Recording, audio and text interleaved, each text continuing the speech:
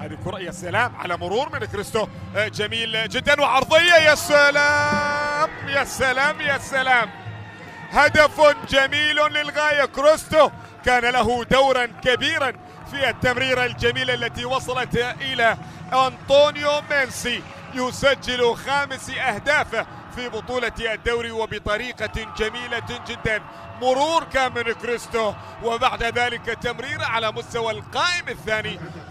صلال يسجل أول الأهداف ويترجم الزيادة العددية. شوف كريستو هنا، هذه الكرة هل كان هناك فيها شك بوجود تسلل؟ يعني راح نشوف إذا ما كان فيها تسلل، وهل كان بسام الراوي يعني مغطي الكرة الماضية. لكن برافو كريستو، برافو كريستو، لعبها أرضية جميلة جدا، ولم يتوانى أنطونيو بأن يسجل هذا الهدف. سهلة سهلة. وصل عموما بطاقة صفراء، هذا خطأ. الله الله الله الله، يأتي التعادل عن طريق بسام الراوي، ويسترجع الذكريات الجميلة عن طريق كرة ثابتة نفذت بطريقة مثالية قوية بالرجل اليمنى. نعم، بسام الراوي يأتي بالتعادل، ونادي الدحيل لا يستسلمون بهذا الخطأ وبهذه المسافة. يا زبالي ويا بوريجو، انظر إلى المسافة بعيدة تماما، لكن يا سلام على بسام الراوي بقدم قوية يمنى وفي الزاوية اليمنى يضع الكرة بهكذا طريقة. نعم، كرة جميلة جدا مشابهة للكرة في مرمى المنتخب العراقي في 2019. وهنا السعادة الكبيرة للويس مارتن، إلى ركلة زاوية. طنان على القائم الثاني، خطيرة. الله، نعيم العيدوني لصقور برزان يعيد التقدم مرة أخرى، ومن عند الصناعة يأتي أسامة طنان على مستوى القائم الثاني، ومن كرة ثابتة يضع الكرة في المرمى، معلنا ثاني أهداف صلال. 2-1 لمصلحة صلال بهدف جميل جدا وتحرك مثالي على مستوى القائم الثاني. انظر إلى هذا التحرك. نعم نعم نعم نعم نعم، جميل جدا تحرك نعيم خلف كل المدافعين. سوماري بوبكاري ترك نعيم، ومن ثم نعيم يأتي الآن ويسجل الهدف الثاني لمصلحة صلال بهكذا طريقة رأسية مرمى. أكرم عفيف وجها لوجه مع شهاب الليثي النجم الكبير من أجل بداية قصة الزعيم. أكرم جول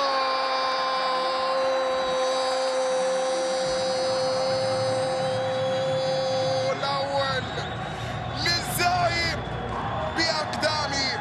أكرم عفيف يبدأ قصة السد، يبدأ أهداف السد، يبدأ مهرجان الزعيم هنا في استاد جاسم بن حمد. هدف مقابل لا شيء يأتي عن طريق أكرم، تقدم ووضع الكرة في المكان المناسب، أو دعني أقول نعم وضعها على يمين شهاب الليثي. هدفا أولا للزعيم. يبدأ قصة هذا اللقاء منذ الوهلة الأولى. السد تجد صعوبة كبيرة في إخراج الكرة للأمام. ركلة ركنية نفذت، لعبت لدى أكرم عفيف. أكرم يتقدم وحط لك كورة. الله،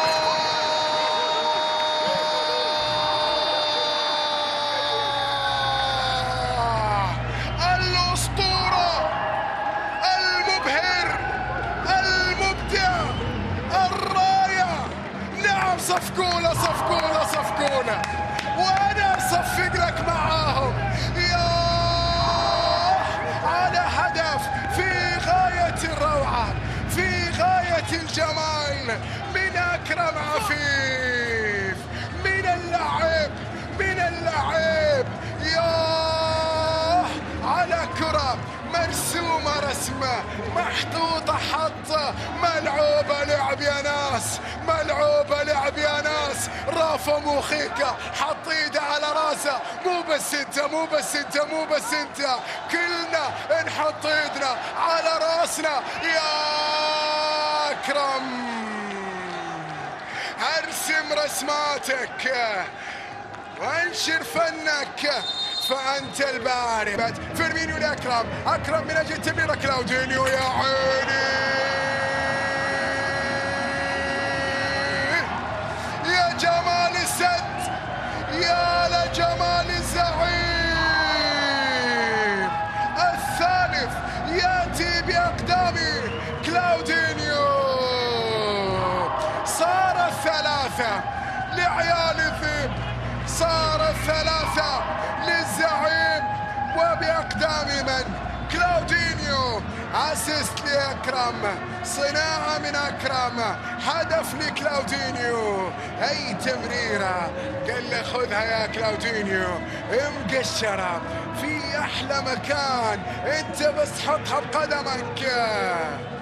3-6، لا شيء الشحانية في استاد جاسم بن حمد.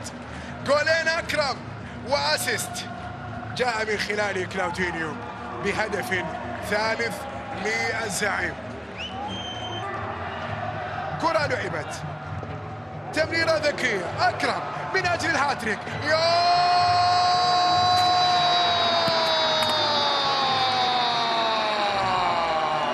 شنو منو؟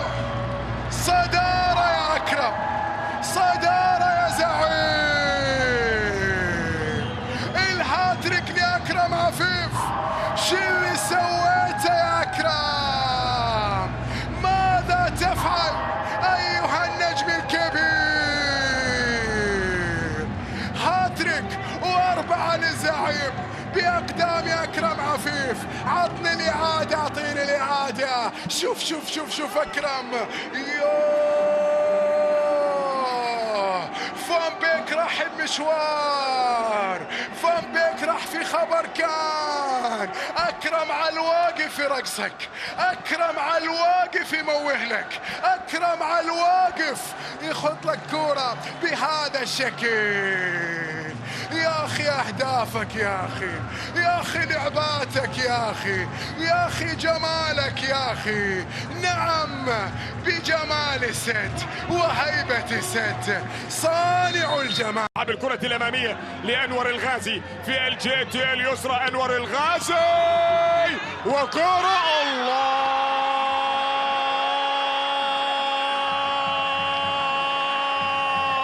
لا تأمن الشواهين، لا تأمن الشواهين. السيلية يسجل هدفا في مرمى الغرافة عند الدقيقة 91 من عمر هذه المواجهة. انظر إلى المرتدة، لعبت بشكل ممتاز.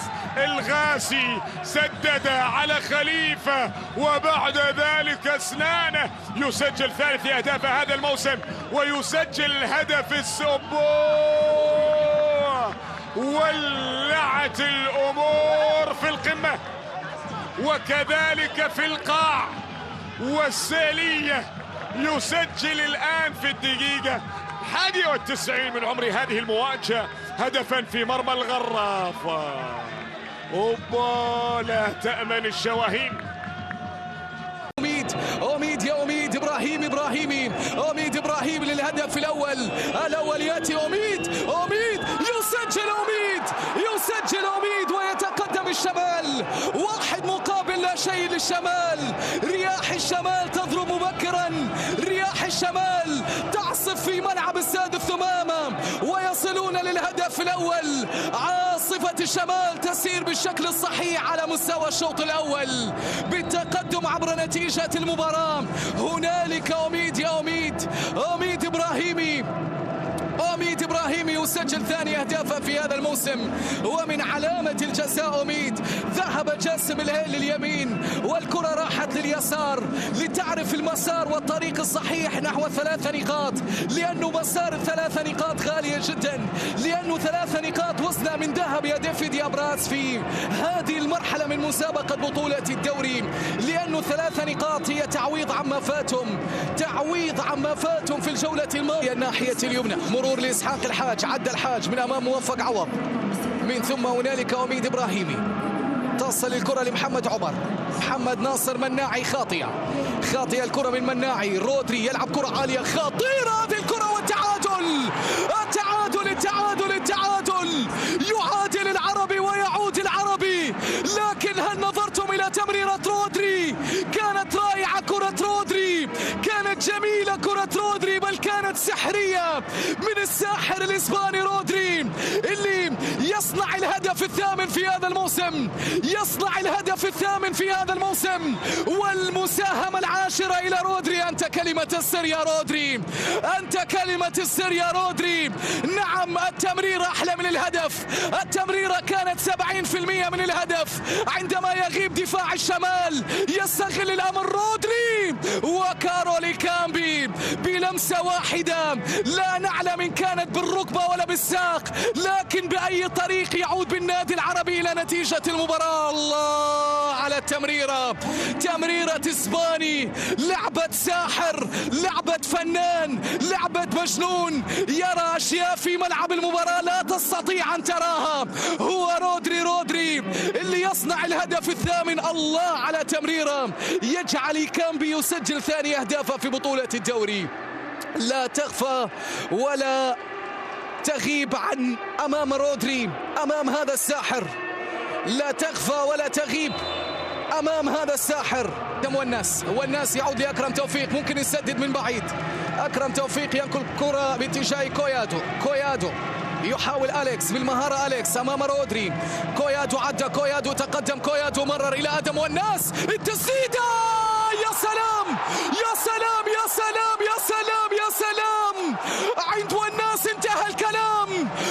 والناس انتهى الكلام، آدم والناس يسجل الثاني، آدم والناس نعم يمتلك الحلول ويمتلك الفعالية الهجومية والقادر على تغيير نتيجة المباراة.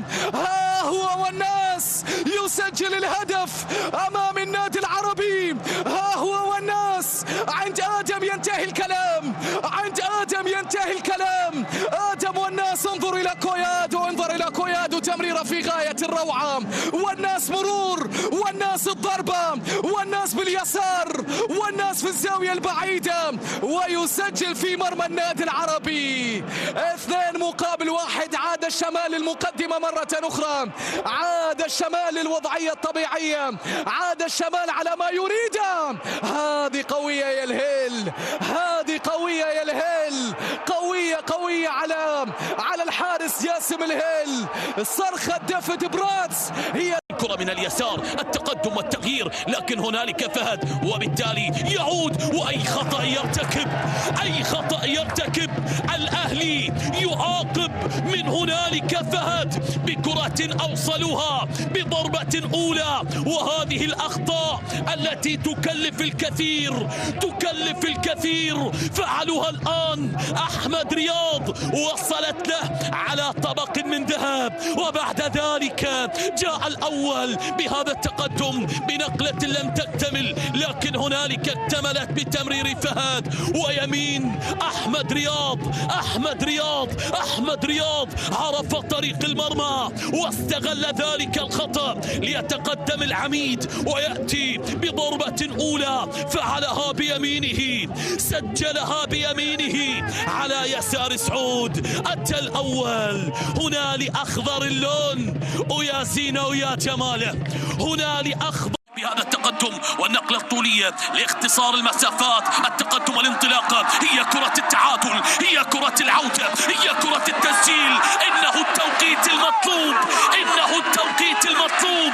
ها هم قد عادوا ورجعوا بعدما ألحوا إصرارا وأصروا إلحاحا على أن يعودوا، وعسال بقدمه عادوا إلى هذه المواجهة، الكونتر اتاك، الكرات الطولية تختصر المسافات بهذا التحضير. الانطلاقة من يوسف عبد الرزاق، لا وجود للتسلل، والأخيرة هوبا هوبا هوبا هوبا هوبا هوبا يا عسال، هوبا هوبا هوبا هوبا يا يوسف بتمريرة إلى عسال. وعسال كان صاحب الكلمة الأخيرة وقال أنا هنا. شوف النظرة من يوسف، راقب النظرة من يوسف والحطة من عسال، إنهم شباب المستقبل. الكرة من اليسار، النقلة وكرة لافة يا مجنون، ماذا تفعل؟ الكرة نفذتها. أسألك ماذا فكرت قبل التنفيذ؟ وصلت إلى القائم البعيد واحتاروا بها في منطقة الجزاء حتى استقرت لأصحاب الدار. يسجل بطل آسيا لوكاس مينديس، يأتي بهدف ثاني بكرة ثانية. قلبت النتيجة، صارت للنواخذة، وصلوا لهدف جديد وأخذوا الموقع لهم وأكدوا الأفضلية بالنسبة لهم من هدف ثاني، لأن الأرقام تتحدث عن أفضلية الوكرة. راقبوها، تابعوها، دققوا بتفاصيلها. الكرة إلى الشباك وصلت بالنهاية. وكراوية هي، وكراوية هي، وكراوية هي للسماوي. نعم أتى بها، نعم مينديس. ويسجل السابقة في بطولة الدوري، قد يخسر لمرة ثانية، والتدخل من حارس المرمى. لا يخسر مرة ثانية، لا يتعثر مرة ثانية أبدا على الإطلاق، لأن سيكو هنا، لأن سيكو موجود، لأنه يعود بالأهلي، يعود سيكو. نعم لا حدود له، وترفرف رايات الأهلي على المدرجات.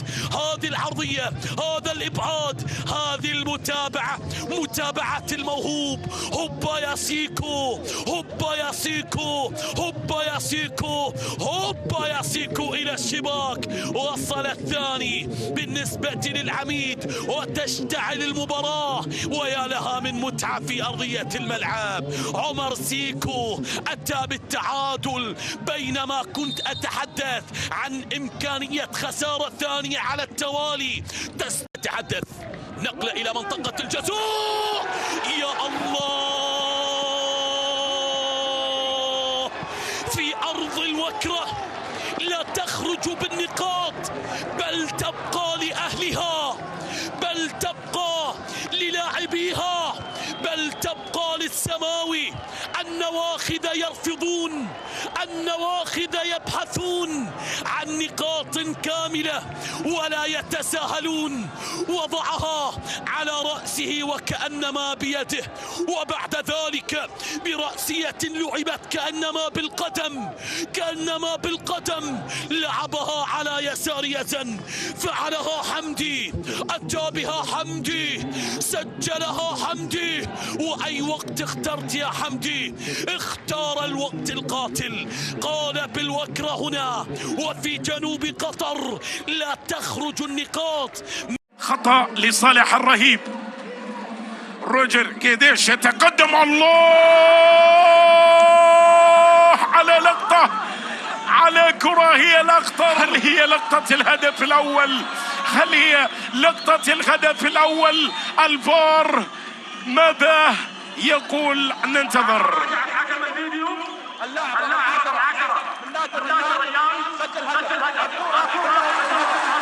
روجر جيديش لا يمكن أن يغيب عن موعد كهذا.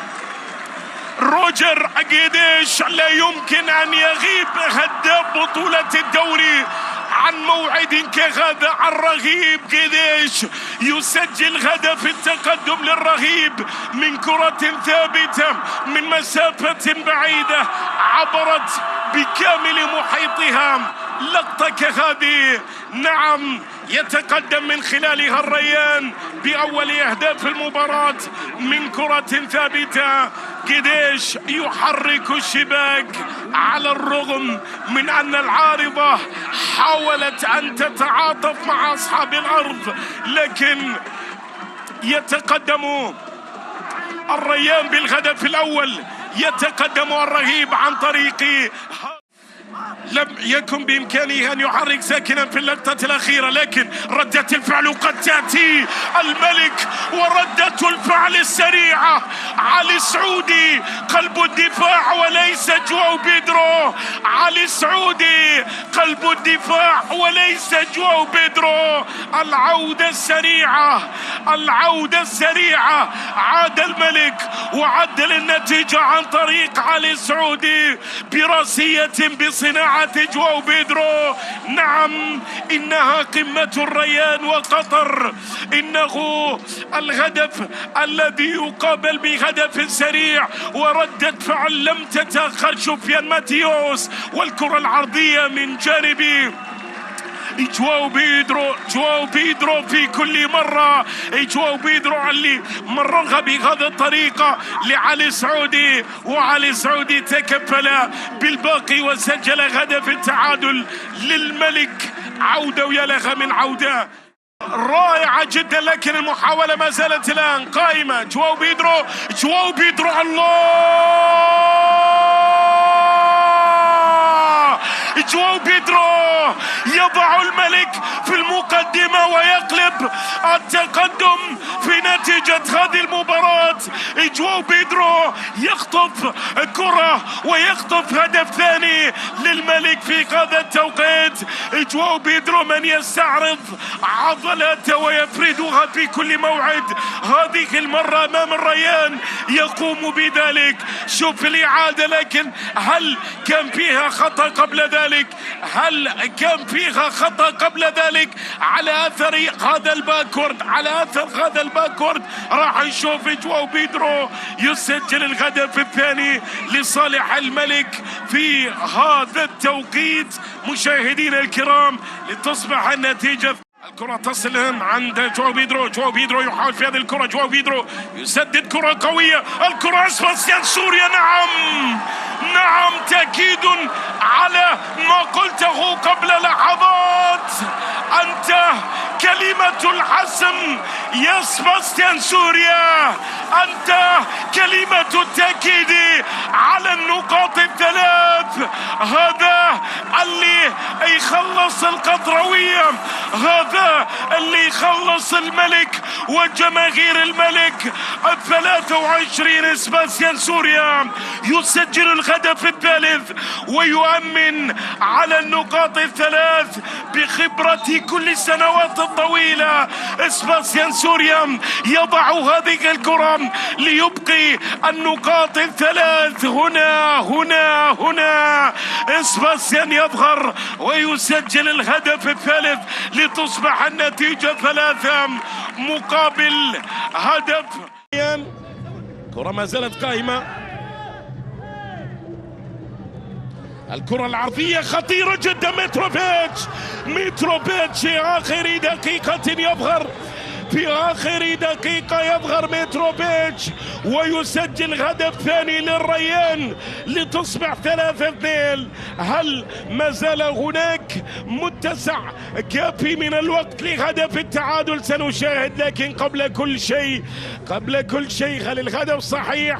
لا غبار عليه، أم أن هناك ما يدعو لي على ربما العودة للفار؟ على ما يبدو الهدف صحيح سليم، ما في أي يعني شك. هذا الهدف في مدى صحته. متروفيتش يسجل وتصبح النتيجة 3 مقابل هدفين.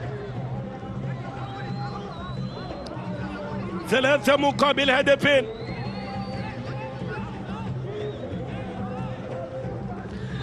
3 أهداف مقابل هدفين. نعم.